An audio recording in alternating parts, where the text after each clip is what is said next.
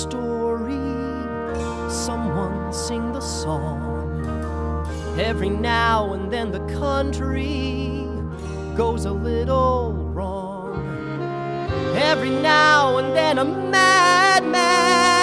bound to come along. Doesn't stop the story, story's pretty strong. Doesn't change the song.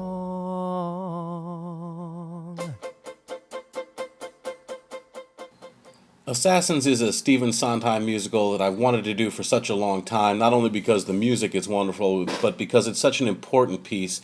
And I'm so glad that the Berea Grindstone Players and the Cassidy Theatre have partnered to bring this wonderful show to audiences in Northeast Ohio. It's a controversial piece. It makes us squirm in our seats. It's uncomfortable to look at the underbelly of our society. But that's what this piece does. It really examines the American dream and what can happen when that American dream goes bad by examining the lives of 9 assassins or would-be presidential assassins.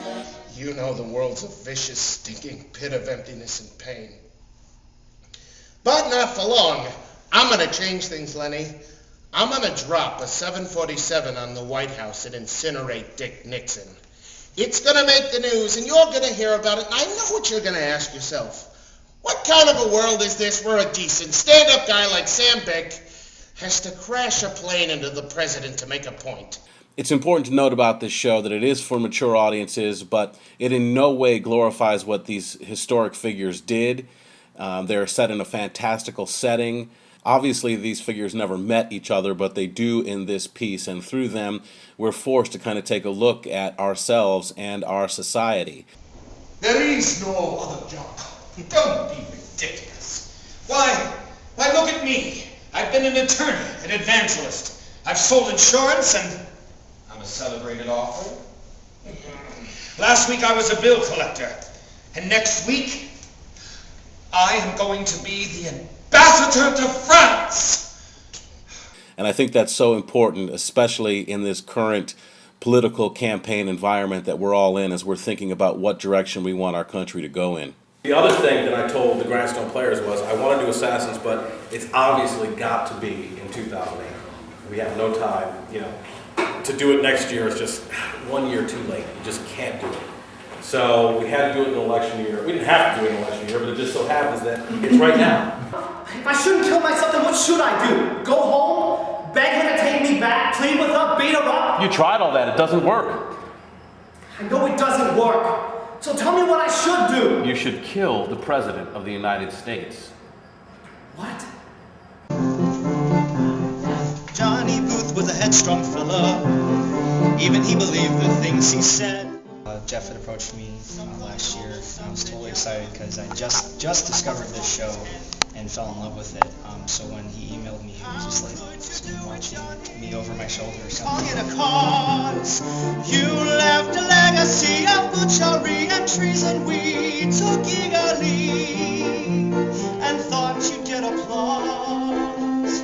But traitors just get cheers and boos, not visits to their graves. Lincoln, who got mixed reviews, because of you, John now gets only raves. In the factory where I work, there's an oven. Inside the oven, there are bottles cooking. I stand at the oven door. The door is open. 1200 degrees. I hold my breath. If I breathe in, my insides cook like the bottles. For this, I am paid 6 cents an hour. 6! Unless one of these bottles breaks, then I am paid 5. I'm Trey. I'm going to be playing Zangara. I give up wine.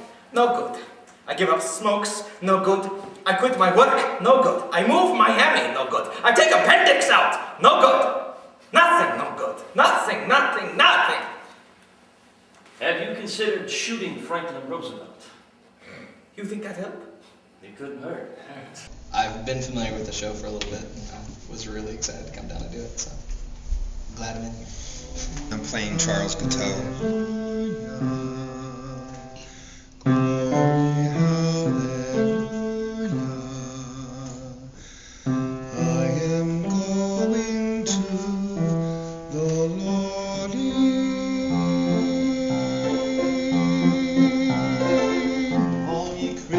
words and learn from a sinner, Charlie Guitar. A grand and glorious office, to which at least one among us may one day aspire. Gentlemen, what? Hail to the chief! Do it, I'm Charles J. Guiteau.